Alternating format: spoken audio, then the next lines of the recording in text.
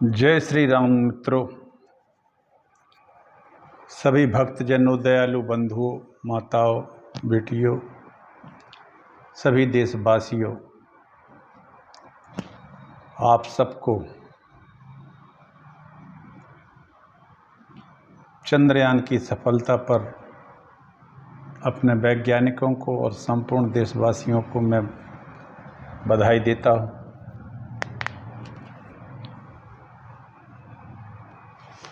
राम कथा को चलते हुए लगभग आज 280 दिन से ज़्यादा हो गए हैं। वाल्मीकि रामायण बोल रहा हूँ।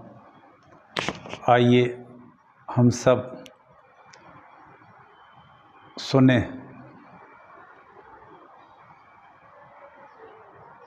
शत्रुघ्न जी ने मथुरापुरी में जाकर, जिसको मथुरा कहते हैं, वहाँ लवणासुर का वध किया। लवणासुर एक दुर्धर्ष राक्षस था। उसके मरने के बाद मथुरा में शत्रुघ्न जी 12 वर्षों तक रहे और उन्होंने वहाँ उसको काफ़ी बड़े भूभाग में बसाया। ये कथा चल रही है। आइए हम सब मंगलाचरण करते हैं, फिर आगे की कथा कहते हैं। नास्ति गंगा समम तीर्थम, नास्ति मात्र समम गुरुः, नास्ति विष्णु समो देवो, नास्ति रामायणात् परम, नास्ति वेद समम शास्त्रम, नास्ति शांति परम सुखम, नास्ति शांति परम ज्योतिर्नास्ति रामायणात् परम, नास्ति क्षमा समम सारम, नास्ति कीर्ति समम धनम, नास्ति ज्ञान समो लोभो, नास्ति रामायणात् परम। रामाय रामभद्राय रामचंद्राय वेदसे रघुनाथाय, नाथाय सीताया पतये नमः। नारायणं नमस्कृत्य नरं चैव नरोत्तमं, देवीं सरस्वतीं व्यासं ततो जयमुदीरयेत्। ये पठन्ति सदा आख्यानं भक्त्या शृण्वन्ति ये नरः गंगास्नानात् सद्गुणं तेषां संजायते फलम्। जो मनुष्य सदा भक्ति भाव से रामायण का कथा को पढ़ते हैं, सुनते हैं, स्मरण करते हैं, उन्हें गंगा स्नान की अपेक्षा 100 गुना ज़्यादा फल प्राप्त हो जाता है। मित्रों, ऐसा वाल्मीकि रामायण महात्म्य में कहा गया है। पुलक वाटिका बागवन, सुख सुबिहंग बिहार, माले सुमन स्नेह जल, सींचत लोचन चारु, सींचत लोचन चारु। जग मंगल गुण ग्राम राम के, जग मंगल गुण ग्राम राम के, दानी मुकुत धन धर्म धाम के, जग मंगल गुण ग्राम राम के, दानी मुकुति धन धर्म धाम के। मामवलोक पंकज लोचन, कृपा बिलोकनी सोच विमोचन। नील तामरस श्याम काम अरी, नील तामरस श्याम काम अरी। हृदय कंज मकरंद मधुप हरी। जातु धान बरूत बल भंजन, मुनि सज्जन रंजन अघ गंजन। भूसुर शशि नव वृंद बलाहक, असरन सरन दीन जन गाहक। सुजस पुराण विदित निगमागम, गावत सुर मुनि संत समागम। कारुणिक वैलिक मध्य खंडन, कारुणिक वैलिक मध्य खंडन। सब विधि कुशल कौशला मंडन। कलिमल मथन नाम ममताहन, कलिमल मथन नाम ममताहन। तुलसीदास प्रभु पाहि प्रणत जन, तुलसीदास प्रभु पाहि प्रणत जन। बोल सियावर रामचंद्र भगवान की जय। भक्तजनों, कल तक की कथा में मैंने कहा था कि देवताओं के वरदान को पाकर शत्रुघ्न जी मथुरापुरी बसाकर 12 वर्ष तक वहाँ रहे।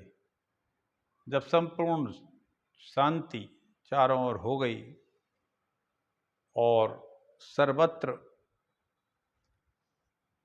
राम राज्य की स्थापना हो गई, तब 12 वर्ष व्यतीत हो गए। अब शत्रुघ्न जी को भगवान राम की याद सताने लगी और उन्होंने मथुरा से अयोध्या आने के लिए तैयारी की।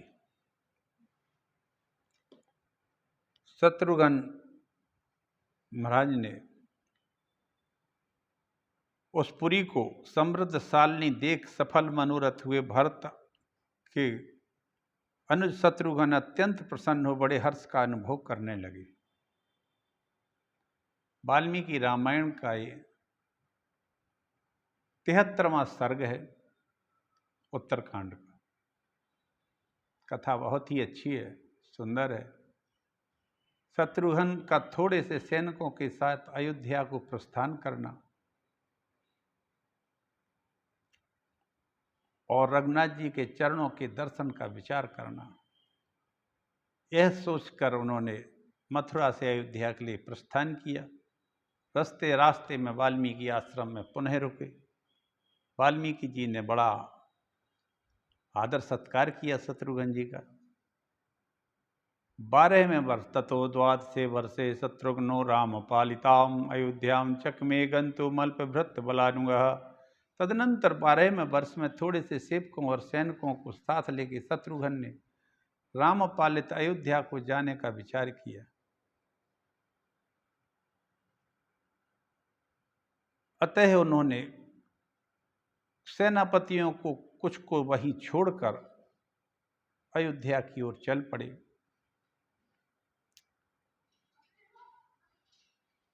7-8 स्थानों पर पड़ाव डाला और वाल्मीकि मुनि के आश्रम पर आ पहुंचे। रात में वहीं ठहरे। बहुरूपा सुमधुरा कथास्तत्र सहस्रशः कथयामास मुनि रघुनाय महात्मनः। वाल्मीकि मुनि ने शत्रुघ्न जी को बहुत सारी कथाएं सुनाई रात्रि। वे लवण के विषय में बोले, लवणासुर को मारकर शत्रुघ्न तुमने बहुत बड़ा दुष्कर कार्य किया है। यह रावण के मौसेरे बहन का लड़का था। इसके पास शिव जी का दिया हुआ एक बड़ा भारी त्रिशूल था, जिससे इसने सैकड़ों लोगों को मारा, राजाओं की हत्याएं की, और ये मार के खा गया। ये बड़ा महापापी था। भगवान राम रावण का घोर वध तो बड़े प्रयत्न से हुआ था, किया गया था, परंतु यह महान कर्म तुमने बिना यत्न के ही सिद्ध कर दिया और सब प्राणियों का प्रिय कार्य किया है। जब सभी देवता तुम्हारा युद्ध देखने के लिए आ रहे थे, तब मैं भी उस विमान पर आया था तुम्हारा युद्ध देखने। वाल्मीकि जी ने कहा, मैं उस समय देवलोक में था। कहने का आशय यह है कि महर्षि वाल्मीकि अपने तपोबल से देवलोक भी जाते थे और आते थे।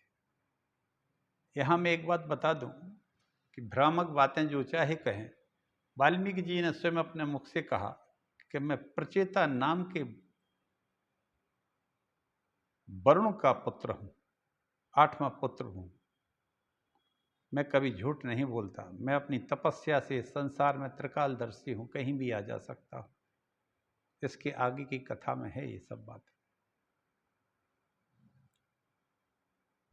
मैंने तुम्हारे और लवणासुर के युद्ध को देखा है। अब मैं तुम्हें आशीर्वाद तुम्हारा मस्तक सूंघ कर देता हूं। उसी समय जब रात्रि का ब्रह्म मुहूर्त आ गया, तो वहां रामचरितमानस का गान होने लगा। वाल्मीकि रामायण के सर्ग का गायन होने लगा और बड़े ही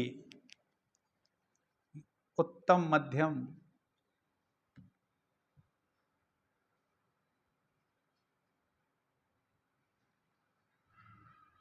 और तार स्वर भेद से उच्चारित हो रहा था। छंद काव्य संगीत शास्त्र के लक्षणों से संपन्न था। संगीत शास्त्र के अनुकूल ही यह रामचरित्र गाया जा रहा था। शत्रुघ्न ने वहां उस गायन को सुना और उन्होंने पहले जो देखा था, सुना था, वह ज्यों का त्यों सुन रहे थे। गीत बंद को हम लोग स्वप्न में सुन रहे हैं। अतः विस्मय में पढ़कर वे शत्रुघ्न बोले और उन्होंने कुछ नहीं कहा, पूरा गायन सुना। कौतूहल बस वाल्मीकि इन बातों के विषय में जानना या पूछना उचित न होगा, अपने सैनिकों से ऐसा कहकर रघुकुल नंदन शत्रुघ्न महर्षि को प्रणाम करके अपने खेमे में चले गए और वाल्मीकि जी से विदा ले शत्रुघ्न का अयोध्या में जाकर श्री राम आदि से मिलना, वहां 7 दिनों तक रहकर पुनः मधुरापुरी या मथुरापुरी को प्रस्थान करना। रामचंद्र जी के पास बैठकर शत्रुघ्न जी ने प्रणाम किया। रात में बहुत देर तक उन्हें नींद नहीं आती। शत्रुघ्न की शेष रात बीत गई। प्रातः काल हुआ। कालोचित नित्य कर्म करके शत्रुघ्न ने हाथ जोड़कर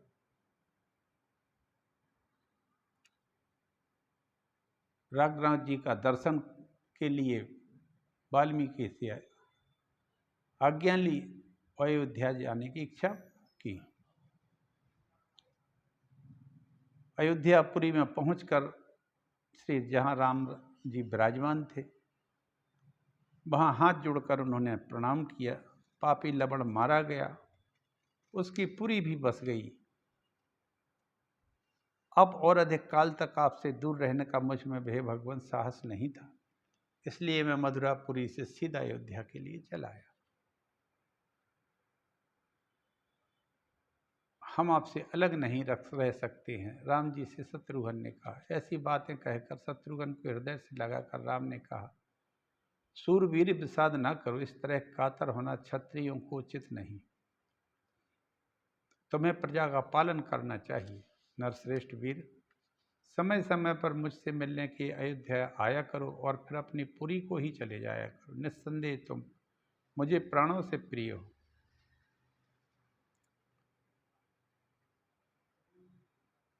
और इस तरह से रघुनाथ जी की आज्ञा से 7 दिन अयोध्या में ठहर कर महान धनुर्धर शत्रुघ्न वहां से जाने को तैयार हो गए।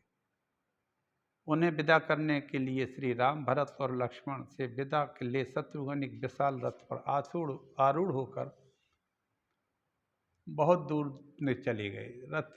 शत्रुघ्न रथ के द्वारा शीघ्र ही अपनी राजधानी की ओर चल दिए। इसी समय एक ब्राह्मण अपने मरे हुए बालक को राजद्वार पर लाया, राजा को दोषी बताकर विलाप किया। नारद जी ने श्री राम से एक तपस्वी शूद्र के अधर्माचरण को ब्राह्मण बालक की मृत्यु में कारण बताना।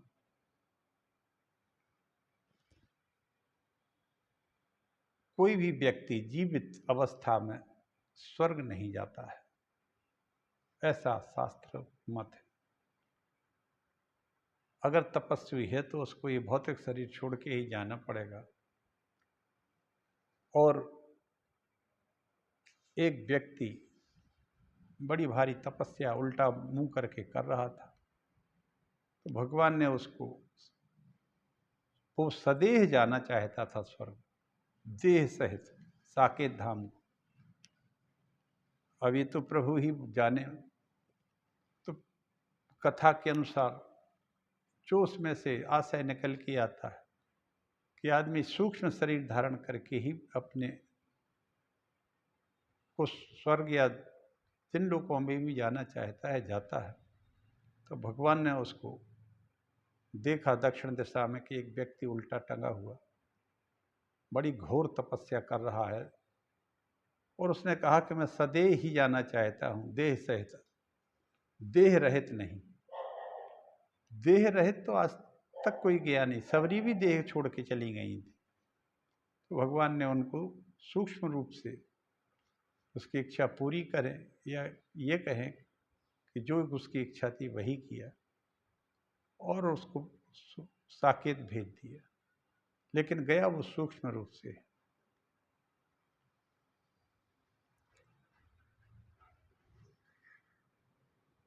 अब ऐसा भी है कि भगवान ने ऐसा तो कहीं किया ही नहीं है। ये छेपक कथा भी हो सकती है, जोड़ी गई कथा हो सकती है, क्योंकि रघुनाथ जी ने तो सदैव निषाद राज को गले लगाया, सबरी को जाकर उसके आश्रम में उसको दर्शन दिए, उसके बेर खाए, फल फूल खाए।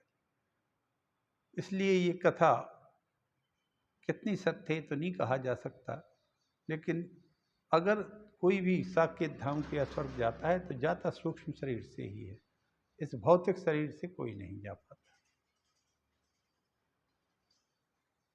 और इस तरह से भगवान ने उसको भेज दिया। भ्रम की बातें आती रहती हैं जिनके वास्तविक अर्थ को समझना चाहिए। कोई कोई जैसे कहते हैं कि द्रोणाचार्य ने एकलव्य का अंगूठा काट के अनर्थ किया। एकलव्य का अंगूठा काटना द्रोणाचार्य को जरूरी था और ठीक काटा था। द्रोणाचार्य एकलव्य का एकमात्र उद्देश्य था अर्जुन को नीचा दिखाना, सबसे बड़ा धनुर्धर बनना। अरे धनुर्धर तो तुम सबसे बड़ी द्वापर की बात है, हो रही है, बड़े धनुर्धर बनो, लेकिन अर्जुन से बड़े धनुर्धर बनना या किसी से भी बनने का कोई मतलब ही नहीं। तुम सबसे बड़े धनुर्धर बनो ना। दूसरा, कौरवों के साथ देता था, वो दुष्ट आदमियों के संग उसकी संगति थी। उसका कोई भी एक भी उद्देश्य उसका लोग जनहित में नहीं था। उसके जितने भी कार्य थे वो सब उल्टे थे, उल्टा सोचता, इसीलिए उन्होंने काटा था उसका दाहिना अंगूठा कि आगे चल के ये भी एक नासुर बन जाएगा देश को। इसी तरह से यहाँ पर भी है, उसने उसको सत्संबु को सदेह ना भेज के सूक्ष्म रूप से सीध भेज दिया, क्योंकि भगवान राम जिसको किसी भी तरह का जैसा भी रावण को भी उस स्वर्ग अपने साकेत धाम को भेजा, इसी तरह इसको भी भेजा। भगवान किसी से, भगवान तो सभी के हैं, कोई एक के थोड़ी रहते हैं, वे तो सब प्रभु सबके हैं। पशु पक्षी, उन्होंने तो जटायु को भी मुखाग्नि दी थी और अपनी गोद में उनके प्राण तो ले चले गए थे, जब उनको भी भेजा उन्होंने। पक्षियों पर भी कृपा की राम जी ने। तो महर्षि अगस्त का एक स्वर्गीय पुरुष के शव भक्षण का प्रसंग सुनाना। एक व्यक्ति जो था, एक विस्तृत वन था, उसमें कुछ नहीं था, सुनसान था, और वहां एक अगस्त ऋषि उस वन में गए। जेठ की रात में आश्रम के भीतर एक रात रहा। प्रातःकाल सवेरे उठकर स्नान आदि के लिए सरल तट पर जाने लगा। अगस्त जी कहते हैं राम से, उस समय मुझे वहां एक शव दिखाई दिया जो अत्यंत हृष्ट-पुष्ट था। रघुनंदन में उस शव के विषय में सोचता हुआ कि यह क्या है, 2 घड़ी तक तालाब के किनारे बैठा रहा। फिर उसमें एक वेगशाली विमान उतरता है। देखा रघुनंदन उस विमान पर एक स्वर्गवासी देवता बैठे हैं, जो बड़े रूपवान हैं, और अप्सराएं बैठी हैं।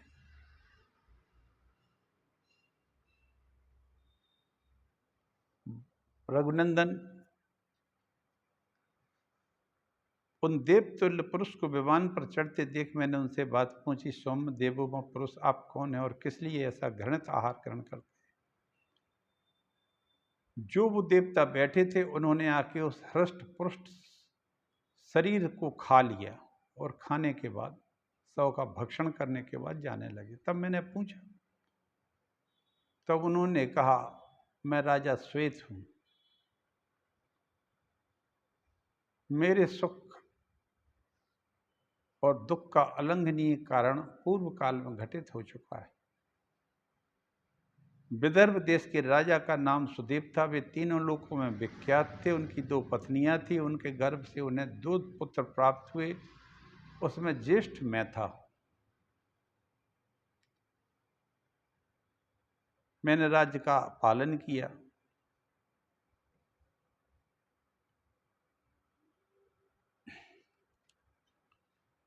इस विशाल वन में 3000 वर्षों तक अत्यंत दुष्कर तपस्या करके मैं परम उत्तम लोक ब्रह्मलोक को प्राप्त हुआ। परम उदार महर्षि ब्रह्मलोक में पहुंच जाने पर मुझे भूख प्यास का कष्ट हुआ। उससे मेरी इंद्रियां व्यथित हो उठी। एक दिन मैंने भगवान ब्रह्मा जी से कहा, यहाँ तो किसी को भूख लगती नहीं, पर मेरी भूख प्यास से कष्ट से रहे थे, किंतु यहाँ तो क्षुधा पिपासा का क्लेश मेरा पीछा नहीं छोड़ रही। पितामह ने कहा, पितामह मेरा आहार क्या है, मैं क्या खाऊं, मुझे भूख लगती है। इतना कहा तो उन्होंने कहा, सुदेव नंदन, तुम मृत्यु लोक में स्थित अपने ही शरीर का सुस्वादु मांस प्रतिदिन खाया करो, वही तुम्हारा आहार है। क्योंकि तुमने धरती पर दान रूपी बीज बोए बिना कुछ भी नहीं जमता, कोई भी भोज्य पदार्थ उपलब्ध नहीं होता। तुमने देवताओं को, पितरों को, अतिथियों को कभी भी थोड़ा सा भी दान किया हो, ऐसा हमें दिखाई नहीं देता है। जब तुमने कुछ दिया ही नहीं है किसी को दान, तो तुम्हें यहाँ कहाँ से दान मिल जाएगा? जब उस दुर्धर्ष वन में महर्षि अगस्त पधारेंगे, तब तुम इससे छुटकारा पाओगे। महाबाहो, वे देवताओं का उद्धार करने में समर्थ हैं।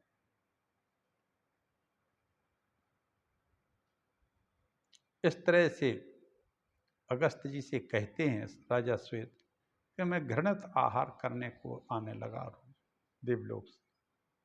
मुने, इस प्रकार मैं संकट में पड़ा हूं, आप मेरे दृष्टि पथ में आ गए, इसलिए इस कष्ट से मेरा उद्धार कीजिए। ब्रह्मर्षि कुंभज के सिवा दूसरों की इस निर्जन मन में पहुंच नहीं हो सकती, इसलिए आप अवश्य कुंभज योनि अगस्त ही हैं। विप्रवर आपका कल्याण हो। आप मेरा उद्धार करने के लिए मेरे इस आभूषण का दान ग्रहण करें और आपका कृपा प्रसाद मुझे प्राप्त हो। ब्रह्मर से उस दिव्य आभूषण, सुवर्ण, धन, वस्त्र, भक्ष्य, भोज्य तथा नाना प्रकार के आभरण भी देता था। मुनि श्रेष्ठ, इस आभूषण के द्वारा मैं समस्त कामनाओं, मनोवांछित पदार्थों और भोगों को भी दे रहा हूँ। भगवान, आप मेरे उद्धार के लिए मुझ पर कृपा करें। श्वेत की दुख भरी बात सुनने के बाद उसका उद्धार करने के लिए उत्तम आभूषण का दान उसने ग्रहण किया। त्यों ही राजर्षि श्वेत का पूर्व शरीर जो सौ वहां पड़ा था अदृश्य हो जाता है। उस शरीर के अदृश्य हो जाने पर श्वेत परमानंद से तृप्त प्रसन्नता पूर्वक सुखमय ब्रह्मलोक को चले गए। हे काकुत्स, उन इंद्र तुल्य तेजस्वी राजा श्वेत ने उस भूख प्यास के निवारण रूप पूर्वोक्त निमित्त से यह अद्भुत दिखाई देने वाला दिव्य आभूषण मुझे दिया था।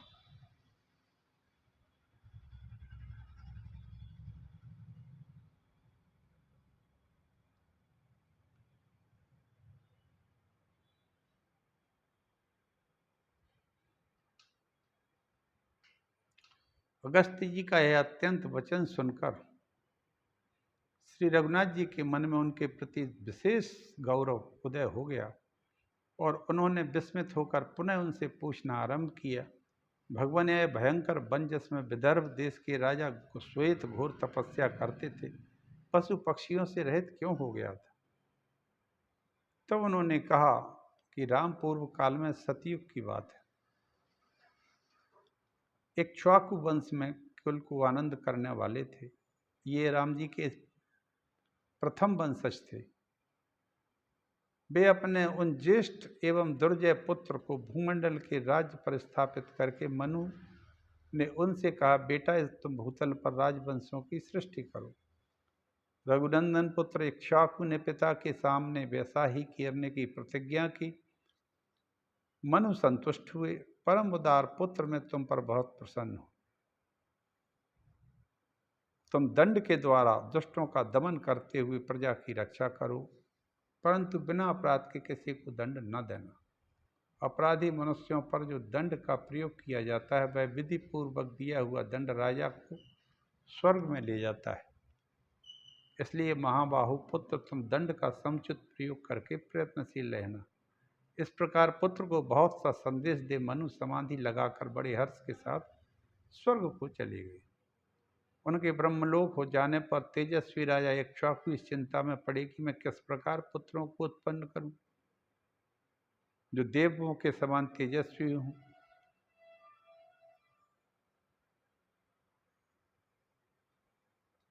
तब यज्ञ, दान और तपस्या विविध कर्मों द्वारा धर्मात्मा मनु ने 100 पुत्र उत्पन्न किए जो देव के समान तेजस्वी थे।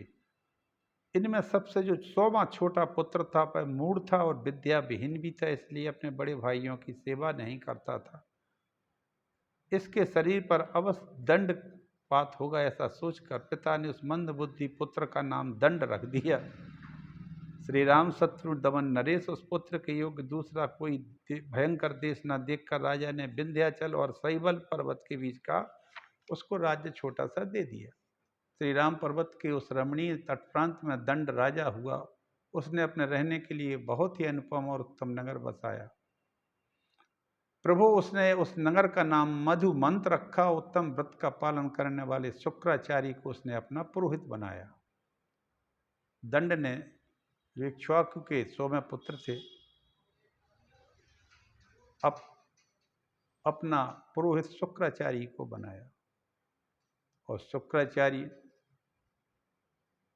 दंड के पुरोहित बन गए। शुक्राचार्य एक बार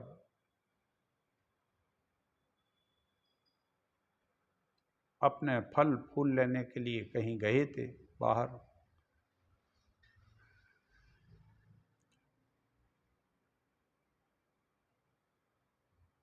तो वो शुक्राचार्य के आश्रम पर पहुंच गया। वहां शुक्राचार्य की सर्वोत्तम सुंदरी कन्या थी जिसका नाम अर्जा था।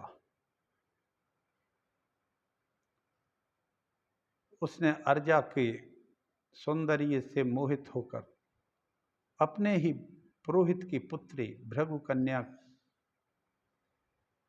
अर्जा के साथ बलात्कार कर दिया। उस बलात्कार के कारण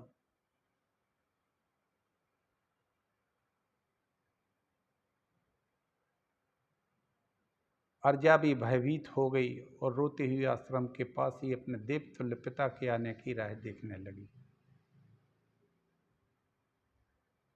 2 घड़ी बाद किसी शिष्य मुख से अर्जा के ऊपर हुए बलात्कार की बात सुनकर तेजस्वी देवर्षि शुक्र लौट क्रोध में आ गए और दग्ध करते हुए बोले,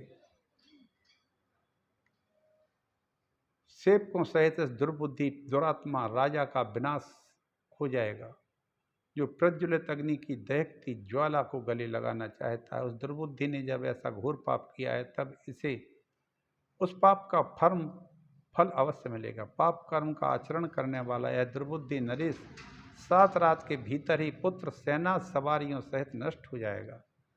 राजा दंड को शुक्राचार्य ने श्राप दिया और वो 7 दिन के अंदर ही खत्म हो गया।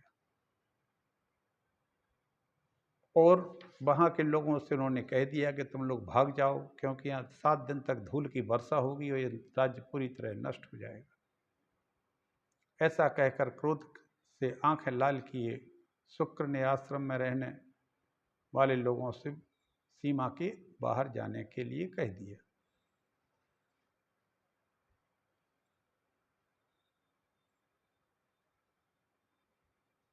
ऐसा कहकर शुक्र ने दूसरे राज्य में जाकर निवास किया। राजा दंड का वह राज्य सेवक सेना सवारियों सहित 7 दिन में सब पूरा भस्म हो गया। तब से इसका नाम दंडकारण्य हो गया। फिर वहां आकर तपस्वी लोग बसने लगे, इसलिए इसका नाम जन स्थान हो गया। आपने जिसके विषय में मुझसे पूछा था वह सब मैंने कह सुनाया। वीर संध्या उपासना का अब समय आ गया है। श्री राम वे सूर्य वहाँ एकत्र हुए, उत्तम ब्रह्म वेत्ताओं द्वारा पढ़े गए ब्राह्मणों को मंत्रों को सुनकर उसी रूप में पूजा पाकर अस्ताचल को चले गए। अब आप भी जाएं और आचमन में स्नान करें। आज यही इसी कथा के साथ में अपनी वाणी को विराम देता हूँ। आपको ये इतिहास रामायण का बहुत अच्छा लग रहा होगा, जो भी सुनेगा इसको। ये दंडकारण्य कौन था? ये भगवान राम के ही वंशज थे।